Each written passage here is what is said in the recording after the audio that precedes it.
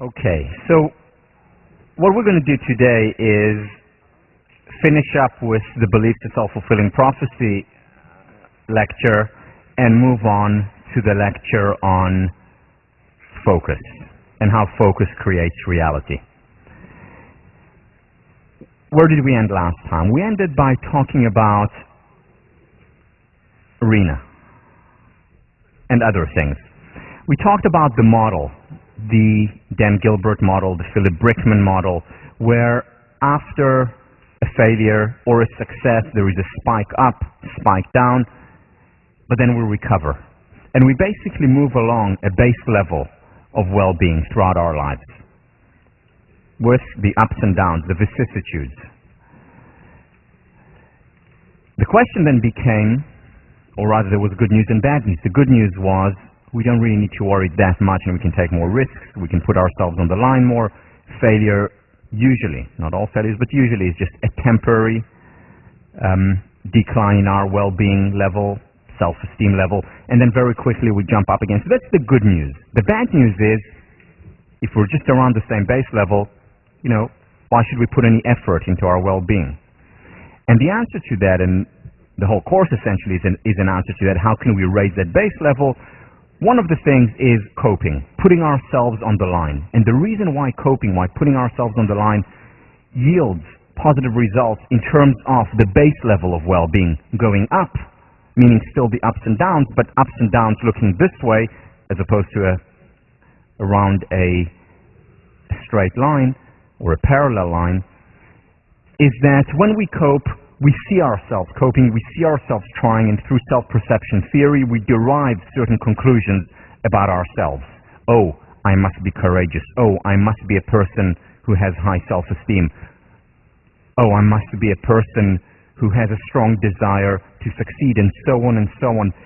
And then we derive conclusions about ourselves in the same way that we derive conclusions about other people. That is self-perception theory. The second reason is that once we start failing more often, we realize that actually it's not that bad. It's not what we make it out to be.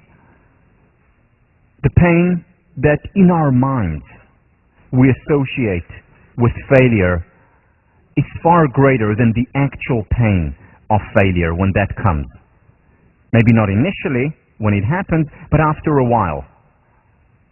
And then we recover again and we see, oh, I can deal with it. I must be a person with resilience.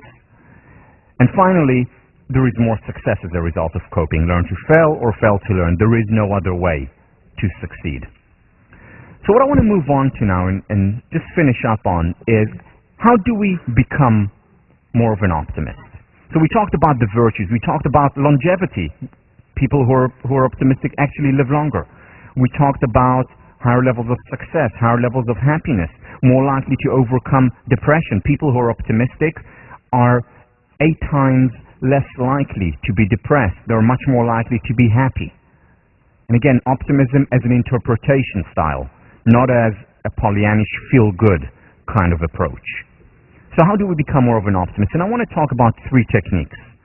First is to take action, to just do it, to put ourselves on the line. Second, I'm going to talk about the power of imagination, visualization. Many of you are familiar with it, especially athletes, as a technique, so we'll talk about that technique. And finally, cognitive therapy, which, at least according to research, is the most successful, most effective therapeutic intervention out there today. So we'll talk about some of the basics and summarize those. So let me begin with action. This is based on research by Albert Bandura. You read about self-efficacy. His concept, basically the idea of having strong beliefs, and he just made it more academic, more scientific, and researched it for many years. And we talked about the many benefits of self-efficacy. What Bandura is coming out against in much of his work is what has become known as the self-esteem movement, or he's coming against what has become known as the feel-good movement. All right, so tell a child how great they are, how wonderful they are. Stand in front of a mirror every morning and tell yourself, hi, gorgeous, 10 times. And then you'll be more successful, your self-esteem will be higher, and you'll be more gorgeous. It doesn't work. Believe me, it doesn't work. I've tried everything. The thing, though, is that very often it actually hurts in the long term. It actually hurts self-esteem. It actually hurts the motivation of students who are constantly told you're wonderful, you're terrific, no matter what. And we'll talk about how we can be more discerning with praise, how we can praise in the right way when we talk about the work of Carol Dweck on mindset in a few weeks. But in the meantime, what Bandura showed, what Carol Dweck showed, what many others showed, was that it's not enough. Very often, it's even detrimental to just give the positive talk, the positive affirmation, whether it comes from the outside or from the inside. Maybe part of the equation, certainly can't be all. What Bandura is saying that rather than talk, we need action.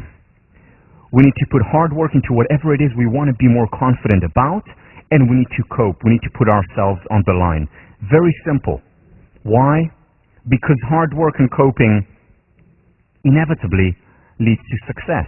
More success, at least, than we had before when we didn't act and we didn't cope. So even if it's a little bit, that in and of itself contributes, that success contributes to our self-efficacy, to our self-confidence. And then that self-confidence in turn motivates us to work harder. We start to believe in ourselves more. Now, this is a very simple model. I mean, anyone, a 5-year-old could draw that model. However, think about the implications for our lives. Think about the implications for education. Do we just tell students constantly, you're terrific, you're wonderful, you're great? Or do we, like Marva Collins, make them actually work hard so that they succeed more, so that they see themselves, going back to self-perception theory, see themselves working hard, see themselves putting themselves on the line and coping and failing and getting up again? It works also in a similar way to our physical immune system. When we get sick, when we get ill, our body sends antibodies and we actually become immune to whatever it is that we had. So our body becomes immunized through failure. Same on the psychological level. Failure is underrated. One of the things that I wish for you, and I mean it genuinely, one of the things that I wish for you is that you fail more. I'm not saying it in jest, I really do. And coupled with that, I hope that when you fail, you will also learn to interpret it in a different way than most of us usually interpret failure. Because there is no other way to succeed. There is no other way for growth. It's an illusion that a life looks like this. And we'll talk about it much more when we talk about perfectionism. A healthy life, a real life, and a happy life ultimately looks like this. A spiral with ups and downs, not as a straight line. When we see ourselves cope, when we see ourselves work hard, we derive conclusions about ourselves. Our self-confidence goes up, our motivation goes up, our belief goes up, and so on in an upward spiral of growth. Soren Kierkegaard, to dare is to lose one's footing momentarily. Not to dare is to lose oneself.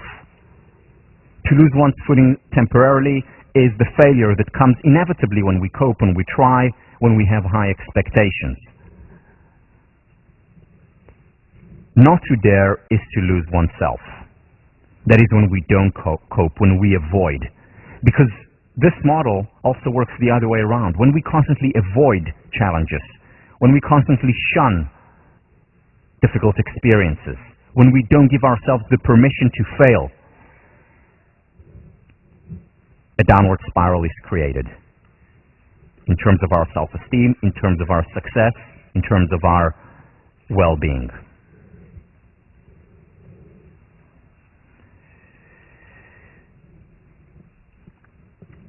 Second technique, imagining success. Now, there's one thing I want to share with you. I'm a little bit nervous about sharing it, but I'll do it anyway. Since we've opened up, I think especially last time was a real milestone in our relationship. So I'm going to tell you something, but please don't tell anyone. especially don't tell any of my clients or potential clients in the future. I get really nervous before lectures. I get very nervous. In fact, for me, whenever I stand in front of a large audience, there are butterflies in my stomach. And it's very difficult for me. When I talk about large audience, it's anything above 5. So this is a real challenge, and it's a real challenge when I talk to clients. And this has been a challenge since the day I decided that I wanted to be a teacher. And I decided that I wanted to be a teacher when I heard of Marva Collins. And I said, this is my calling. And here is what happened then. I said, how can I be a successful teacher, an effective teacher, if I get so nervous when I stand in front of an audience? And remember the 3 components of success, the secret of success? It was optimism, belief in oneself.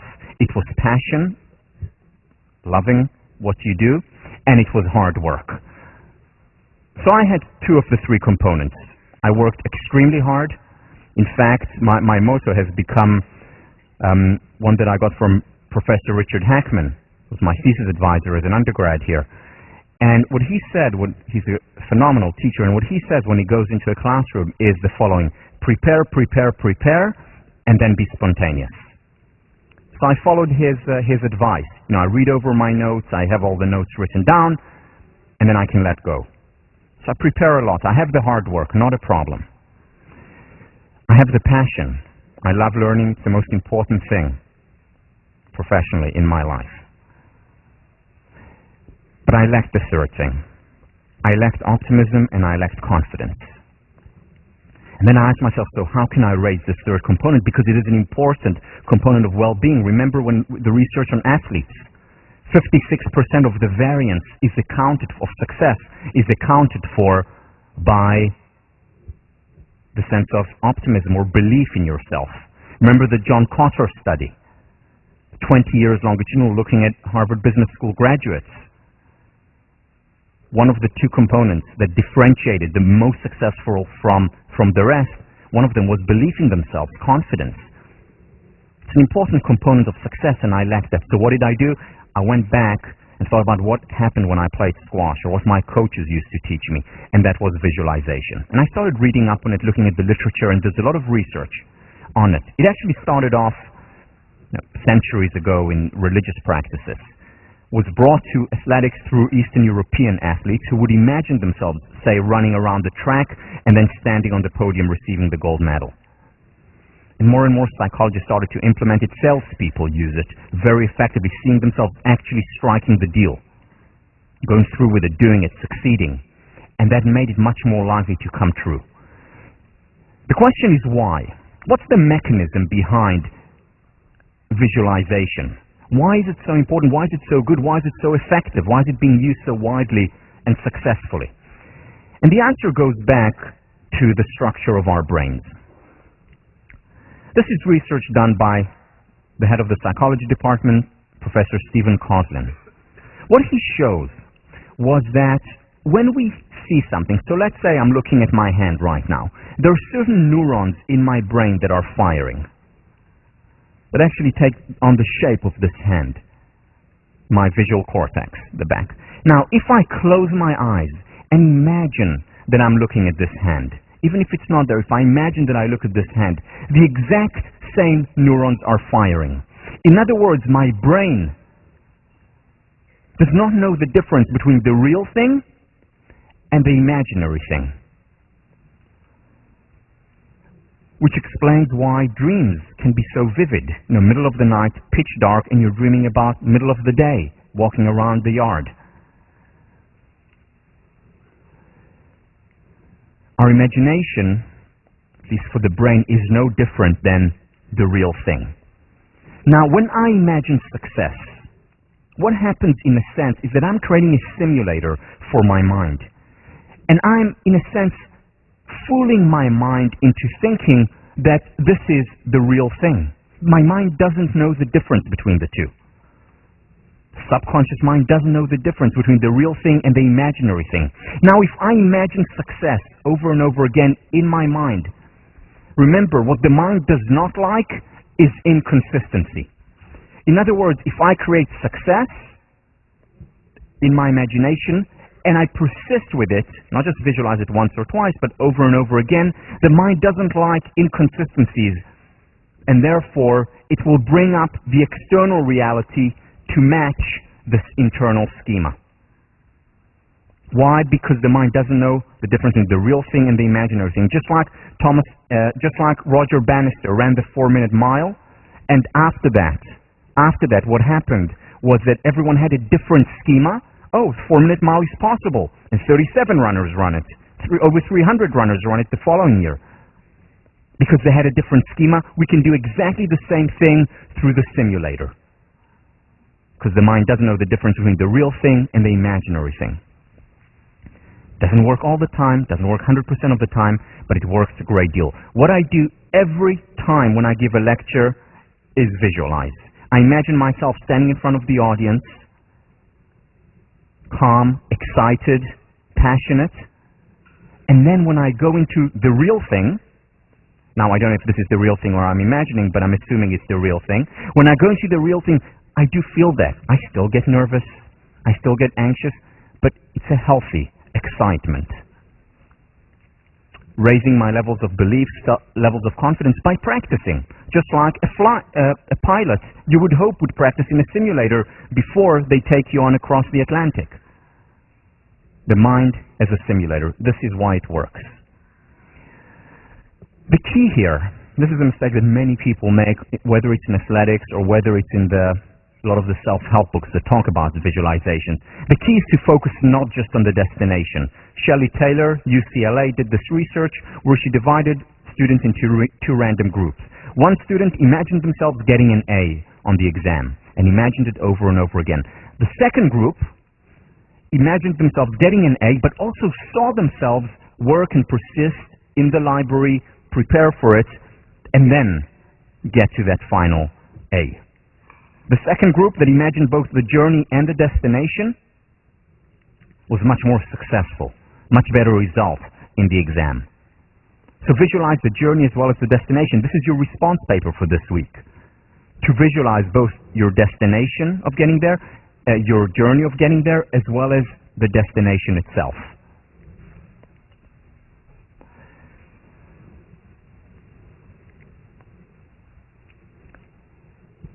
Arguably the most, or certainly one of the most influential speeches of all time was Martin Luther King's I Have a Dream. I've read this speech more than dozens of times. Why? Because beyond its beauty and its rhythm and its importance, it also captures what it means to create an image of success. Because this is what he did for this country and defined generations to come. So first of all, I want to read some excerpts from it. It is about visualizing a better future. I mean, he says it explicitly, doesn't hide it. He says, I have a dream. I say to you today, my friends, so even though we face the difficulties of today and tomorrow, I still have a dream. It is a dream deeply rooted in the American dream. This is all about imagination. But through the imagination, he created a better reality. Look at how he talks about the process. He doesn't talk just about the outcome. We want equality at the end. He talks about how we will get to this outcome. So let me read you a couple of excerpts. This is no time to engage in the luxury of cooling off or to take the tranquilizing drug of gradualism. How beautiful. I mean, what he's saying here is, let's not just sit around and wait and imagine that things will happen. Let's do something. Let's also have a process. And he says it explicitly. In the process of gaining our rightful place, we must not be guilty of wrongful deeds. So here he's talking about advice, of suggestions, advice, what we should and shouldn't do along the way. We must forever conduct our struggle on the high plane of dignity and discipline. We must not allow our creative protest to degenerate into physical violence. He's describing a process. Again and again, we must rise to the majestic heights of meeting physical force with soul force. Another thing that we need to do when we imagine success is to make it as real as possible by involving as many senses as we can. Why? Because the more senses we can imagine, the more our mind is fooled to believe that it's the real thing. Once again, Martin Luther King does this beautifully. Let me read you a few excerpts. We will not be satisfied until justice rolls down like waters and righteousness like a mighty stream. I mean, you can feel the water. You can feel that stream. You can see it. You can visualize it. Or, let us not seek to satisfy our thirst for freedom by drinking from the cup of bitterness and hatred. He's employing taste. Bitterness, equating it with hatred. People connect to it, making it real, concrete. One day, right there in Alabama, little black boys and black girls will be able to join hands with little white boys and white girls as sisters and brothers. I mean, you can see that circle of the kids holding hand. Again, making it real. You can visualize it. You see it. By the way, these are the characteristics of all great speeches. They're not abstract. Look at the great communicator, Ronald Reagan. Look at Kennedy. Look at their amazing speeches because they created a picture. They involved the senses. They created a picture of success. I have a dream that one day even the state of Mississippi, a state sweltering with the heat of injustice, sweltering with the heat of oppression, will be transformed into an oasis of freedom and justice.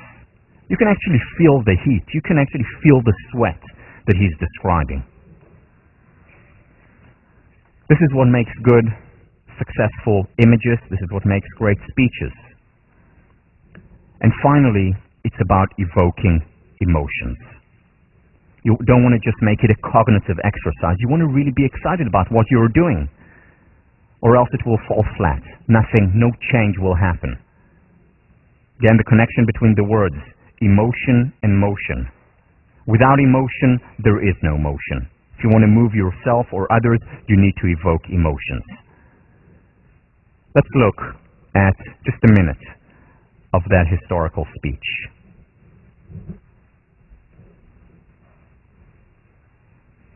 From every mountainside, let freedom ring, and if America is to be a great nation, this must become true. And so let freedom ring from the prodigious hilltops of New Hampshire. Let freedom ring from the mighty mountains of New York. Let freedom ring from the heightening Alleghenies of Pennsylvania.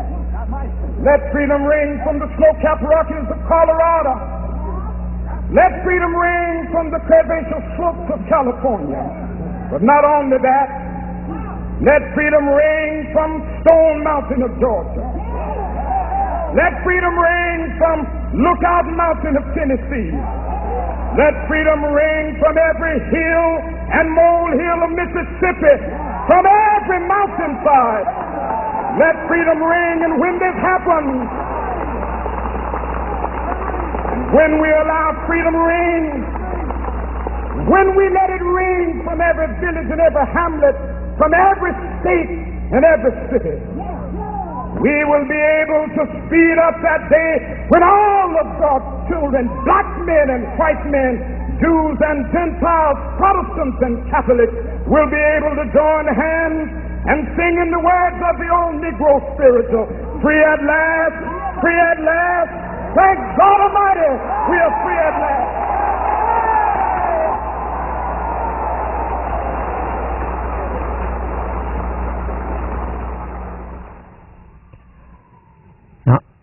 I've seen this, as I said, dozens of times.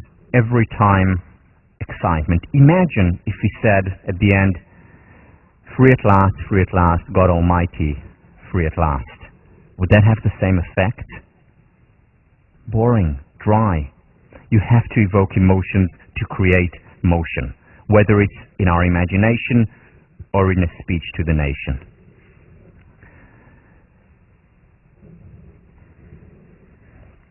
Another technique that I'd like to talk about, the third technique. So the first one was work. Put yourself on the line. Cope. Invest. The second, use your imagination. Use the simulator that you have right here. One of the most, if not the most powerful simulator we know of. The third is cognitive therapy. Cognitive therapy has been used very successfully over 40 years. Marty Seligman was one of the founders of the cognitive therapy approach. He studied with Beck, who was the official founder of this technique and this approach. And what cognitive therapy is about is the following. Its basic premise is that thoughts drive emotion. So, for example, there is an external event.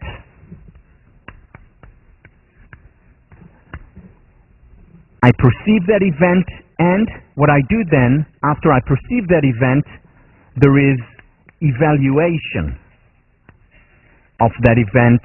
In other words, a thought about that event. And then, as a result of that thought, that evokes an emotion. So, for example, an event, a lion is running toward me. My evaluation, oh my God, he's going to eat me. The emotion, fear, and that of course leads to motion. Run away or stand up bravely and fight the lion. Or another one, I see an event, a gorgeous woman walking down the street. My evaluation, oh, it's my gorgeous wife. And the emotion, love. Event, evaluation, thought, emotion, and then that leads to action. What cognitive therapy says is that if we want to change emotions, whether it's of depression, whether it's of anxiety, where we need to intervene is here, is at the level of evaluation, at the level of thought. And if we can change that, we also change our emotion. Specifically, what cognitive therapy is saying is that we need to restore a sense of rationality. We need to restore the real. It's certainly not saying, let's say I have a very important tryout coming up, and I get nervous. Cognitive therapy is not saying stop feeling nervous, let's change your evaluation or your thoughts, because that's natural. Or I stand in front of a lion.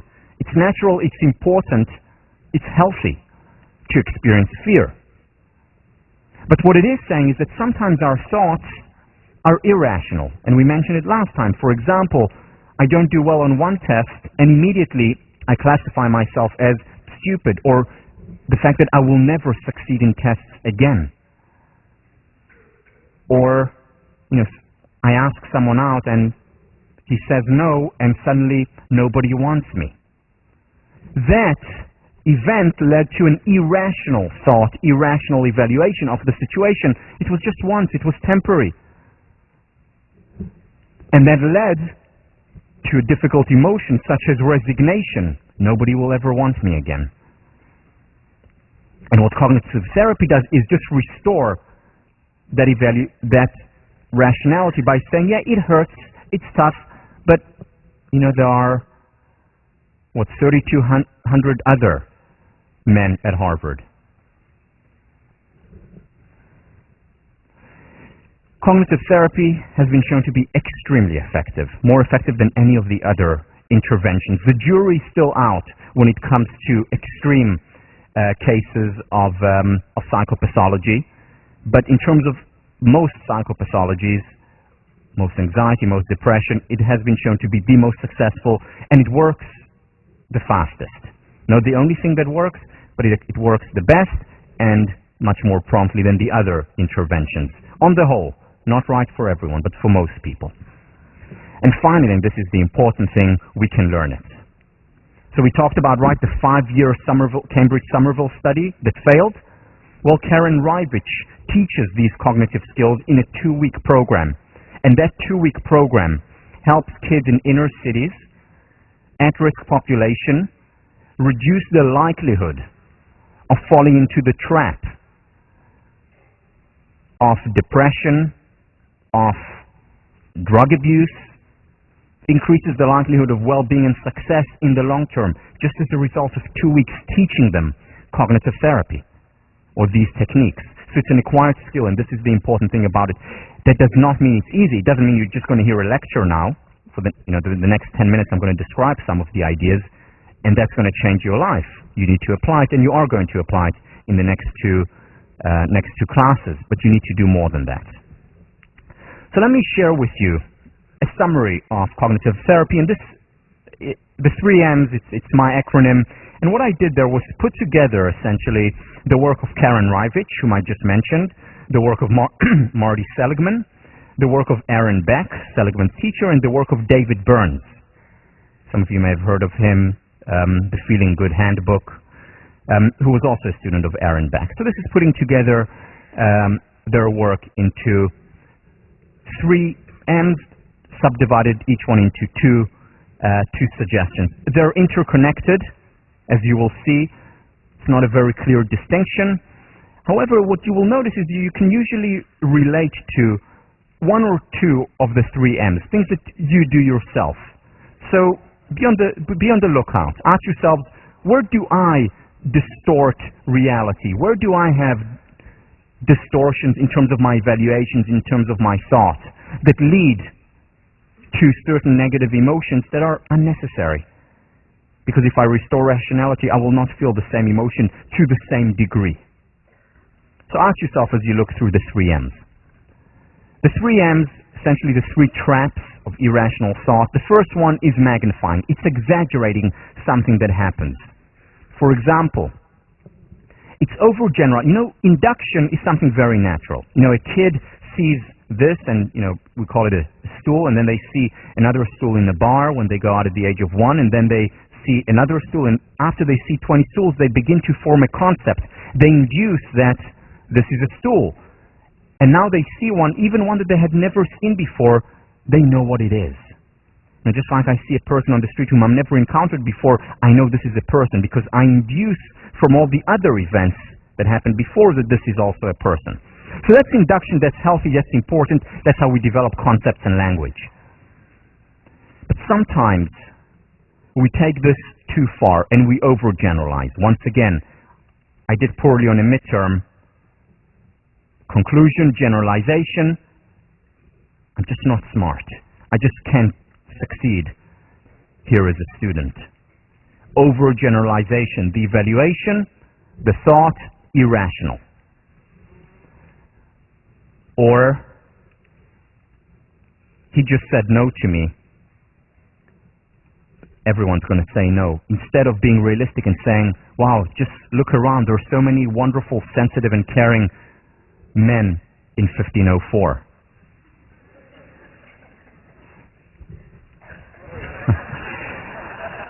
So, another thing, and this is something we'll talk about a lot, the all or nothing approach. The all or nothing, we'll talk about it when we talk about perfectionism.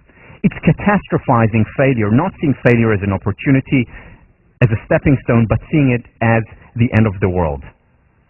I got a B as a freshman, now I'm going to be homeless and not find a job ever.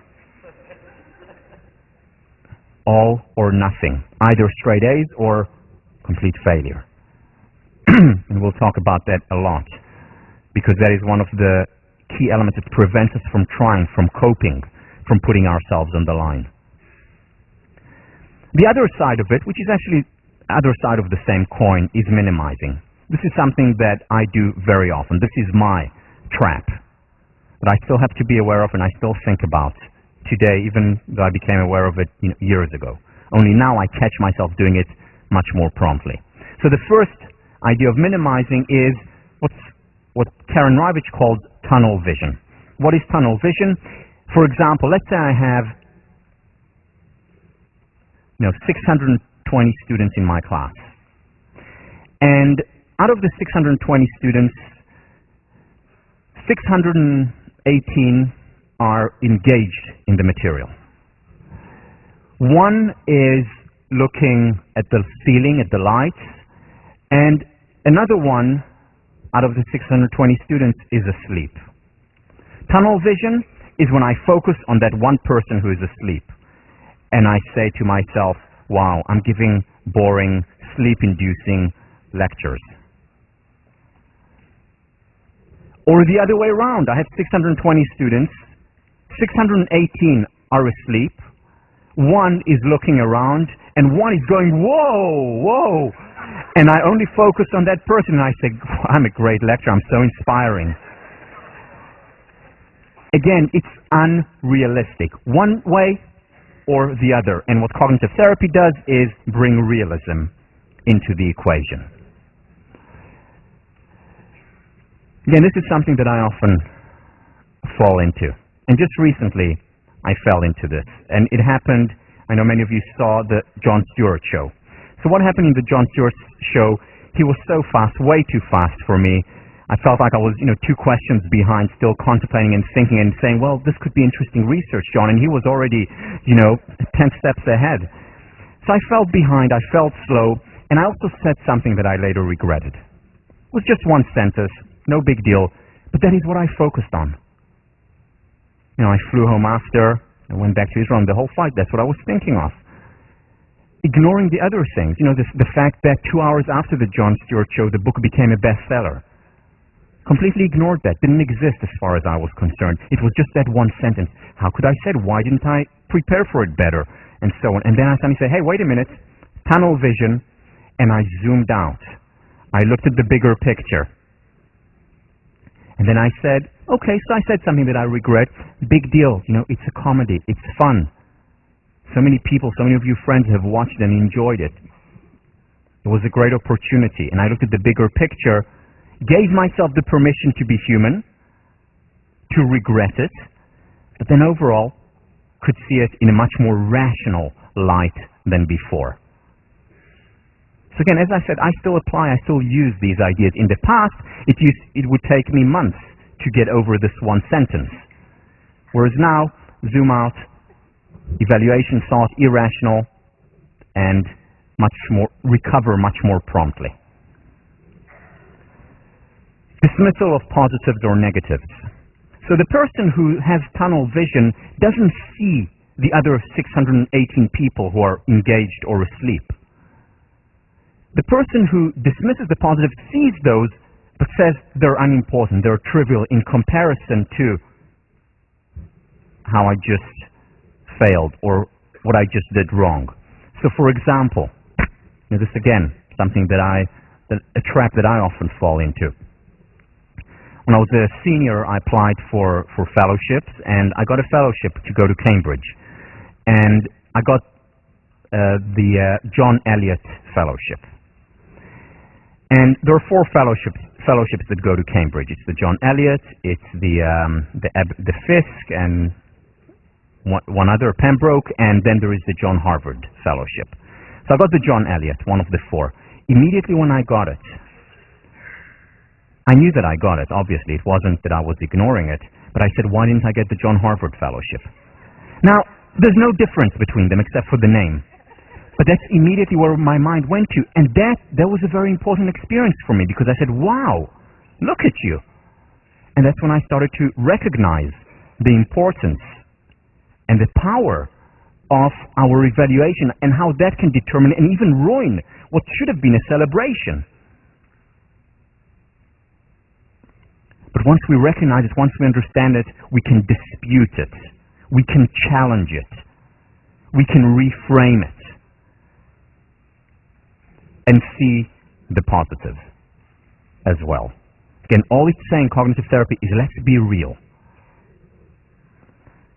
Making up or fabricating, the third M. This is when we create something ex nihilo, from nothing. So for example, we personalize it or we blame. We see this very often, with people who are abused. So an abused wife would very often say, it's my doing, it's my fault, I'm not behaving appropriately. Instead of rationally saying, this guy is abusive, I'm out of here. That's irrational personalization. It can also be the other way around. I just did poorly on an exam and I blame my boyfriend or girlfriend for it. That's also unrealistic. I need to take responsibility. Again, remember Nathaniel Branden, no one is coming. Take responsibility rather than blame. One of the key ideas that Marva Collins communicates to her students. So again, it's not going to the personalization, over-personalizing or over-blaming. It's being real. And finally, emotional reasoning. I'm envious, therefore I must be a bad person. Or I'm experiencing danger before a tryout, therefore it must be dangerous. Taking an emotion and making it into reality, whereas instead of understanding, an emotion is an emotion. It doesn't necessarily capture reality. It is my evaluation of reality.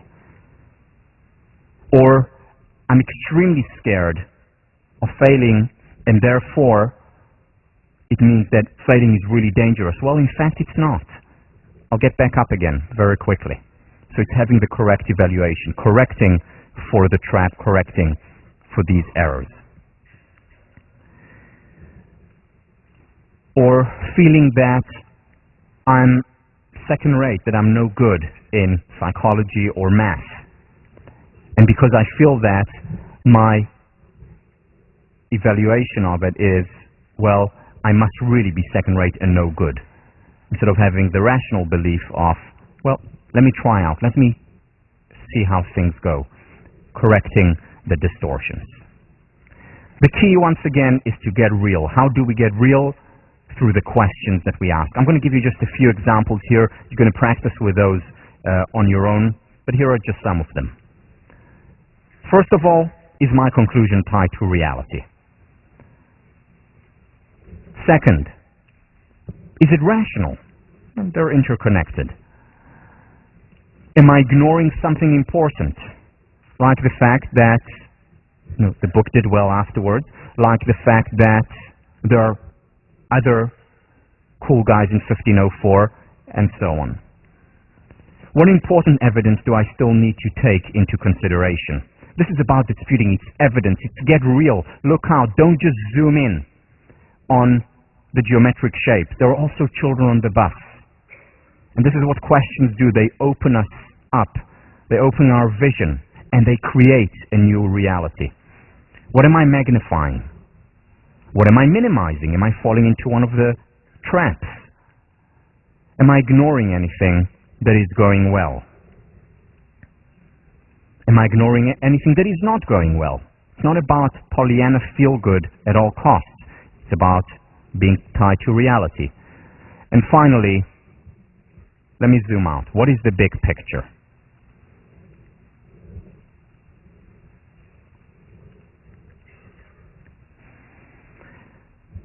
To conclude, Ed Dinner and Marty Seligman did very important research on extremely happy people. This is tip of the stem research, looking at the 10% of the happiest people out there, people that we can learn from. And what they found was very interesting. First of all, these people did not experience painful emotions any less times than the rest of the people, say the bottom 10% or the mid 10%. They experienced painful emotions. The difference between them and the rest was that they recovered more promptly as a result of different interpretations. So when they felt down, they were optimists. Instead of saying, okay, so I'm going to feel down for the rest of the month, they said, okay, so I'm feeling down. Big deal. What can I learn from it? What happened? How can I make myself feel better? And then they recovered more promptly than the pessimists, the people who remained depressed for much longer time. You see, events happen. Things happen in the world. Very often out of our control. We don't create everything that we encounter. And some of the events are bad, some are negative. What matters more is what we do with them after, how we evaluate them. And what happens is that our evaluation becomes a self-fulfilling prophecy, because the pessimist will say, I'm in a bad mood now, it's going to last for a very long time, it's not going to go away. Whereas an optimist says, it's temporary, it's going to go away. And beliefs are self-fulfilling prophecies. If I believe that it will last for 6 months, it's much more likely, not necessarily, but it's much more likely to last for 6 months than if I say, that too shall pass. And what we do with our beliefs is we create a downward spiral of depression, unhappiness, sadness, or an upward spiral, capitalizing on positive emotions and having more and more of them. What Barbara Fredrickson talks about, the broaden and build phenomenon. A lot of it is up to us.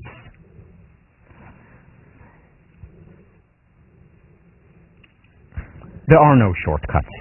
There are no easy steps to well-being, to success, to high levels of belief in ourselves. It takes work, it takes effort, whether it's work visualizing, whether it's hard work and coping, or whether it's work learning to dispute irrational thoughts.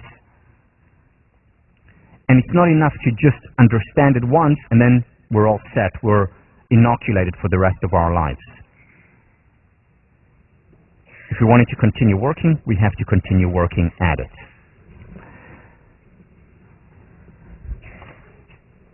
Let me move on.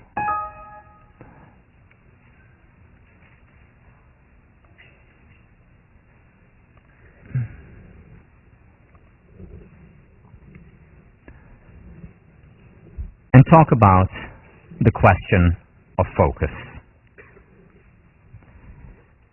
Because just like if we focus on specific element of an event or not makes a difference, it applies on the macro level to our entire life. What I'm going to do now is elaborate, go at higher level of the spiral of understanding and learning of something that we've talked about time and again. Ed Diener, who is also, whom I just mentioned his research, he's also the first president of the International Positive Psychology Association. He's from Illinois. After years of research, concludes, it appears that the way people perceive the world is much more important to happiness than objective circumstances. Now, if you think about it, that makes a lot of sense. We know a lot of people who seemingly have everything, whether it's wealth, whether it's wonderful friends and family, all their dreams have come true, and they're still miserable, where there are people who have very little, who have experienced hardship after hardship, and who never cease to celebrate life. Then there are people who have everything going for them and really appreciate it, don't take it for granted, and are happy. And then there are people who don't have much and never cease to complain. In other words, it's not just the internal, it's not just the external that matters. What matters more is the internal. Happiness is not contingent on our status or the state of our bank account. It's much more dependent on our state of mind, on what we choose to focus on. Because our emotions are determined by external circumstances as well as internal. Interpretation matters. So, for example, look at what Edison did. 5,000 failures to the external observer. For him, the evaluation was very different, the internal evaluation, the subjective evaluation. It was 5,000 times where I showed what doesn't work. And it's up to us to decide where we focus. Do we celebrate successes or take it for granted? Do we perceive failures and hardships as a disaster or as an opportunity for growth? Emerson, to different minds, the same world is a hell and a heaven. And Shakespeare, nothing is good or bad, but thinking makes it so. Now, I don't 100% agree with Shakespeare, but he is to a great extent right. A person in Darfur is living in hell. And it's very difficult to reframe and to derive and to look at the positive in that situation. Same for a person living in a concentration camp. So there are external circumstances that matter. A homeless person, if you give them enough money for a home, for food, for basic education, of course will become happier because of a change in external circumstances. However, beyond the basic needs, beyond the basic freedoms, it is mostly about how we perceive reality, and we're able to make it into a heaven or hell. Let's do an exercise that will capture this idea of focus creating reality. So I have a question for you. How many geometric shapes? Yeah. Unfortunately, it's a great exercise, but it only works once. Remember this, how you created your reality, just based on the question that you asked. We think when we look at a picture, now everyone, of course, is looking on the children on the bus and the clock, right? But before, it was right in front of you and most of you did not see it. Because it is a question of focus. Very often we complain about life and we say, things are terrible and awful, not realizing that we're the cause of it. Either by imagining it and then beliefs become self-fulfilling prophecies, or because we just focus on what is not working. And once again, this does not mean that there are no objective, terrible circumstances out there. But to a great extent, we co-create our reality. Now, one of the students who was in 1504 2 years ago recommended this book to me, Way of the Peaceful Warrior. And it's a wonderful book. I just started reading it. And there's a movie on it, right? I just started reading it yesterday, and I came across this, coincidentally, this parable. So I want to read it to you. It's a story that Dan Millman, the author, tells. I met him on a construction site in the Midwest. When the lunch whistle blew, all the workers would sit down together to eat. And every day Sam would open his lunch pail and start to complain. Son of a gun, he'd cry. Not peanut butter and jelly sandwich again. I hate peanut butter and jelly.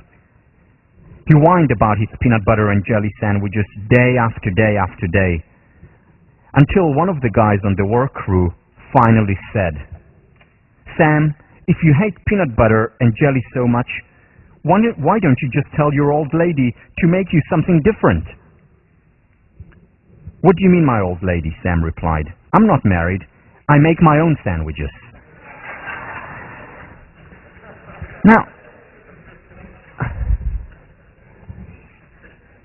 very often we make our own sandwiches and we don't even notice it. Because the questions that we ask determine our reality. A peanut butter sandwich, or geometric shapes, or children on the bus, or salami, whatever it is. We very often create our own reality. And if we understand this, we can transform, change the way that we perceive, change our focus, change our questions. Whether it's questions disputing irrational evaluations, whether it's questions focusing on the positive. And the questions create a new reality. There are essentially two archetypes that I'd like to discuss here. Two archetypes that capture, in many ways, how we can cognitively reconstruct and hence create our reality. The two archetypes are the benefit finder and the fault finder. First of all, the fault finder. The fault finder is a person who always focuses on things that don't work, on the peanut butter and jelly, on things that are not going well, on problems in the relationships, on problems in him or herself, problems with the job, the consummate complainer. Now, we all exist on the continuum between extreme fault finding and extreme benefit finding. There's no one who is all the way on the extreme this way or that way. Everyone is on somewhere on the continuum, and what I'm going to argue for is to move a little bit more from the fault finding toward the benefit finding, because there are many benefits to it that I'll discuss later. The fault finder, I got the name from the work of Henry David Thoreau. The fault finder will find faults even in paradise. The extreme fault finder experiences resignation, learned helplessness. Why? Because he or she begins to really believe that the terrible reality is very much out there, independent of what he or she thinks, not recognizing that they create that reality. They begin to believe that no matter what they do, no matter what job they find, they have a terrible boss. No matter what partner they have, they're always awful and inconsiderate. No matter what restaurant they go to, the service is always awful. And they always keep on getting the same peanut butter and jelly sandwich that they made for themselves. And they resigned to the reality, and that becomes a self-fulfilling prophecy, of course, their existence. A fault finder makes lemonade out of lemons. Makes lemon out of lemonade. The benefit finder, research Julian Bauer, now at UCLA. The benefit finder is the opposite, focuses on what works. The benefit finder looks on the bright side of life, finds the silver lining in a dark cloud, makes lemonade out of lemons, and doesn't fault an instructor for using too many cliches.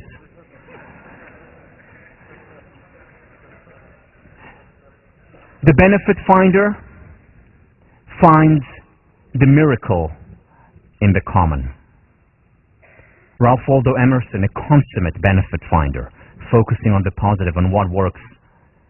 Now, the problem here may be that the benefit finder may be detached. This is one of the criticisms of people who always see the bright side of life.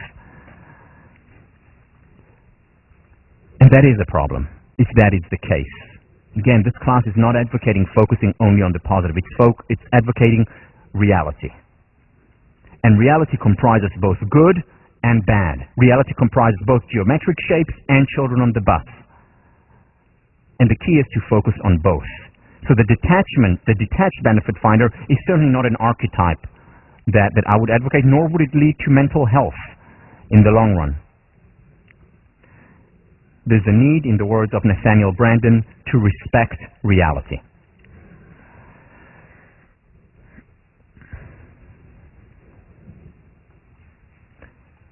We don't create reality simply by the focus.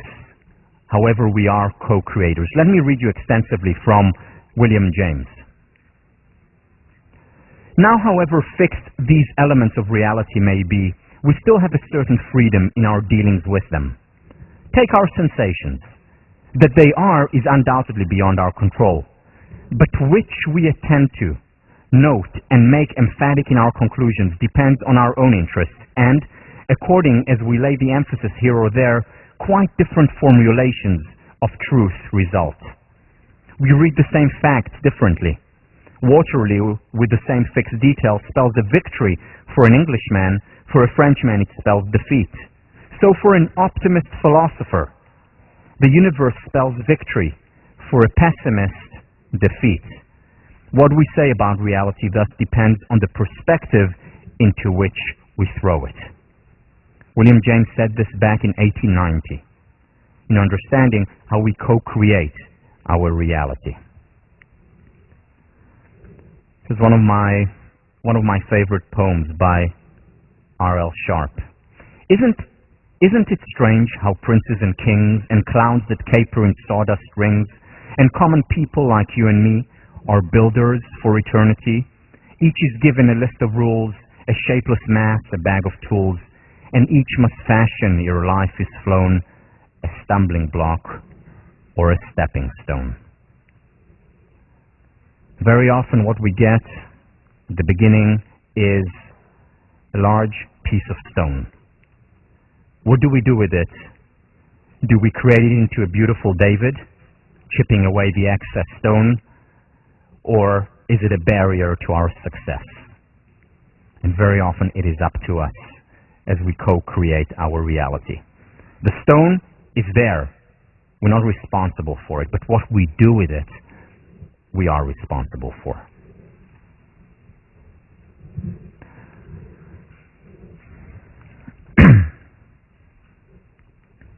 Cognitive reconstruction is about learning to interpret things optimistically. In other words, in a positive light. Ann Harbison, colleague of mine, used to teach also with Philip Stone, said that never let a good crisis go to waste. Crises have the potential for growth. One of the books that we'll talk about when we talk about relationships is Passionate Marriage by David Schnarch, who talks about crucibles in marriage. And what he says is that the thriving relationships are relationships not that have been, all fine and dandy for years. These usually fail after a while. But the relationships that go through crucibles, that have crises, disagreements, and then, thesis, antithesis, and then there is a synthesis, then there is growth as a result of these hardships. And he says that there is no other way. Again, learn to fail or fail to learn. There is no other way for long-term success of a relationship. A relationship cannot look like this. It has to have the ups and downs. Never let a good crisis in a relationship go to waste.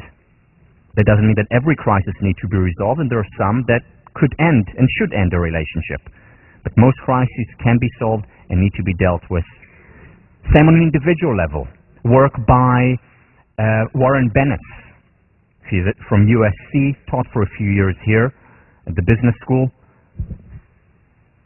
Has identified the leading leaders, whether it's young ones, whom he called the geeks, the 30-year-olds, or the old ones, the geezers, he called them. He has a book called Geeks and Geezers, where he talks about the differences between the two leadership styles, approaches, passions, interests, and there are numerous differences. For example, the geeks, the young ones, talk about work-life balance. The geezers don't know what he means by that. It was usually a man worked while the woman took care of the family and the man. So that was for the geezers, for the older generation. The younger generation, they talk about work-life balance and how they can incorporate all the elements of their lives. There are, of course, many more women in the geeks than the geezers. Numerous differences among the generation. One similarity. All the great leaders, whether they were 30-year-old or 85 years old, all of them had been through very rough crucibles and lived to tell the tale. Now, most people go through crucibles, but there are certain people who are able to find benefit in these crucibles and grow as a result. Never let a good crisis go to waste, whether it's professionally, whether it's interpersonally, whether it's intrapersonally, in terms of what you're experiencing. About 4 years ago or 5 years ago, when I was still a resident tutor in Leverett House, we had one of these pre-business events where we talked about the upcoming year and the recruiting and so on. That particular year was a terrible year. Goldman Sachs was laying off, wasn't recruiting on campus. Credit Suisse, First Boston, they were laying off as well. Deutsche Bank, first time in its history, was laying off employees. Really bad market. And we talked about this. Each of us gave a spiel about the market and what they can do. Very, very somber presentation. And then one of my students, Shane Fitzcoy, was a senior then, was sitting there, had studied positive psychology there, put up his hand and said, Tal, you portrayed a very pessimistic and negative picture, but as the teacher of positive psychology, can you maybe shed some optimism here? And, a few chuckles in the audience and then silence. And everyone is looking at me and I don't know what to say. And my immediate reaction was to say, well, Shane, things happen for the best. Exactly. And then, just before it came out of my mouth, I thought to myself, actually, I don't believe that. I don't believe that things happen for the best. But while I don't believe that things happen for the best, I do believe that some people are able to make the best of things that happen. And there's a very big difference here. Because when I say I'm not happy about what just happened here. I don't like it. I much rather have the market be a good market, where people are hiring, where they'll come to me on a silver platter and offer me a job. Of course, I would much rather have that. So things don't happen for the best necessarily. But there are some people who accept the situation and then are able to make the best of it. The same with any crisis. Do you think the leaders, whether the 80 and 90-year-olds, invited those crucibles into their lives, wanted these crucibles to happen? Do you think partners go into a relationship and say, let's look for that crucible, let's really fight so that we can have a healthy relationship? Of course not. But when it happens, that's when they make the best of it. You know, stuff happens. And we can either let it pollute or make fertilizer out of it. I want to show you an example, once again, of a leader who is a consummate benefit finder.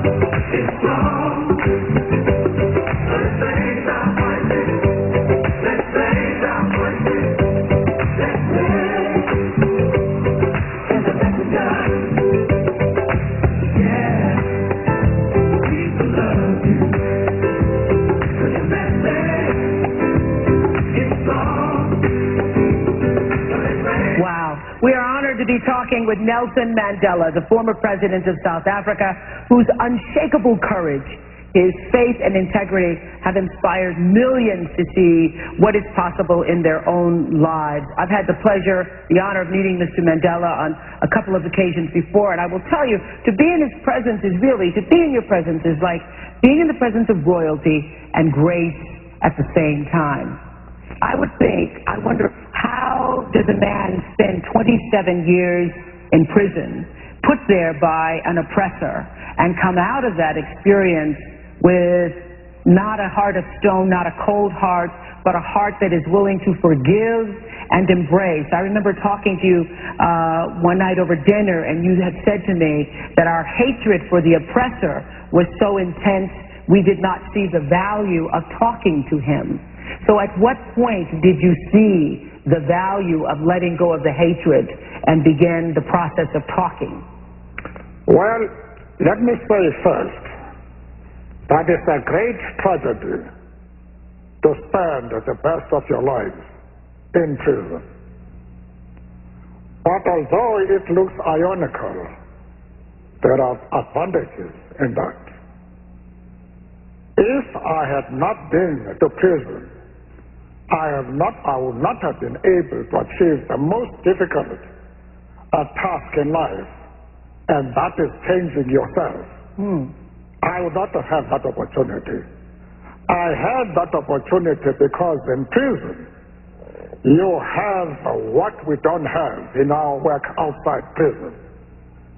The opportunity to sit down and think, which is an important part. Did you need 27 years of it, though? You could have taken a few days, a week, a vacation. Did you need 27 years? Now, did it happen for the best that he spent 27 years of his life? Certainly when he experienced it, it was painful, it was awful, but he was able to transform this. And to even in that situation to see the positive. And when we transformed it, those who know the history of what happened to him, when he started to look at the positive even there, at the opportunities in prison, when he changed his mindset, in other words, not the external circumstances, the external circumstances actually began to change.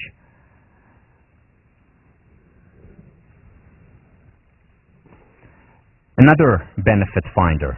A pessimist sees difficulty in every opportunity, an optimist sees the opportunity in every difficulty. and you don't want to argue with him.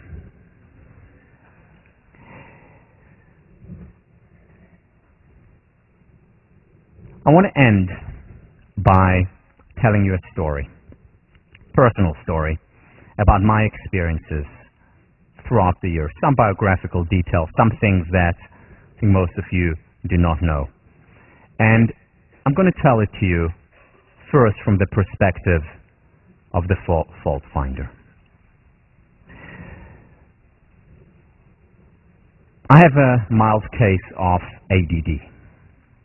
It makes things very difficult for me. It's difficult for me to focus. My mind wanders often, and I really struggle with it constantly. When I was in high school, I really wanted to get into a lucrative program in mathematics. Didn't pass the entry exam. Very disappointed. Didn't make it. Becoming a professional squash player was a dream for me since the age of 11. That's the thing that I thought about constantly. That was the most important thing for me at the time. I wanted to be a professional player. At the age of 20, I was about to complete my military service in Israel and got injured on the squash court and pulled a muscle in my back. And the doctor gave me an option of being operated on, which was a big risk, or giving up my professional career. I chose to give up my professional career, a dream that I had from a very young age. It was a real blow.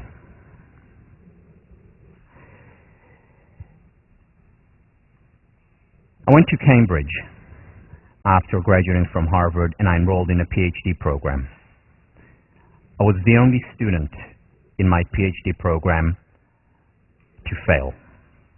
I was thrown out of the program. It was humiliating. It seemed like a waste of a year because I didn't even get a master's degree. It was a real tough experience. At Harvard, as a graduate student, I took, with all the other students, my qualifying general exams. Out of all the graduate students who took that exam, I was the only one who failed it. Once again, a real humiliating experience. Walking around William James, and everyone knows the results, was tough. Not only that, I was given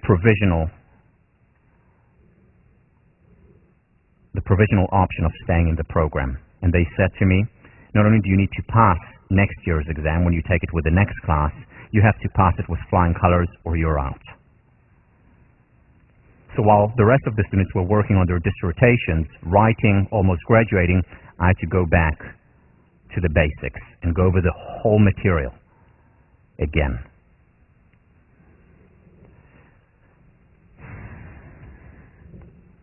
God, I am so unlucky.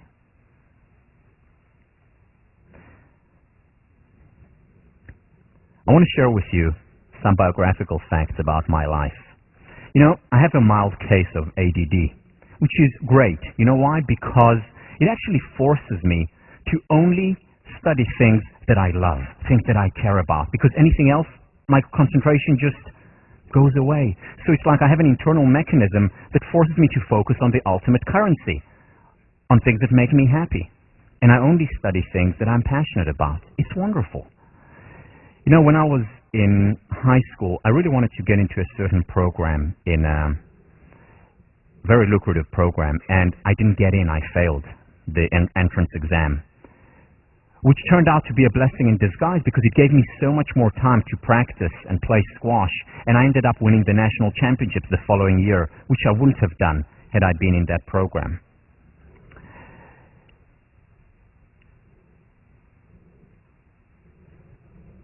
When I was at the University of Cambridge, I was in a PhD program, and I was the only one in my class, and as far as I know, the only one in years to be thrown out of the program. And it was actually a very important experience. You know, I got out of Harvard, I was arrogant, I thought I was holier than thou, and this was a real humbling experience that was especially important for me because the next year I went to work in Asia. And there, the worst thing that I could do was to be arrogant. So this humbling experience actually helped me a great deal in my future career, as well as helped me put things in perspective. When I came to Harvard, I was the only one in my program to fail the general qualifying exams. It was a hard blow, it was difficult, but it turned out to be a very good experience. You know why? Because I had to study the exact same material and these huge books and articles all over again and know them not just at the basic level. I had to know them extremely well because there was the condition that the professors gave for me staying in the program. And it was so good because I learned the material so well that I know social psychology today probably better than anyone I know. And that helps me a great deal. It helped me a great deal in putting together this course, 1504. And there is no place I would rather be than here. God, I am so lucky.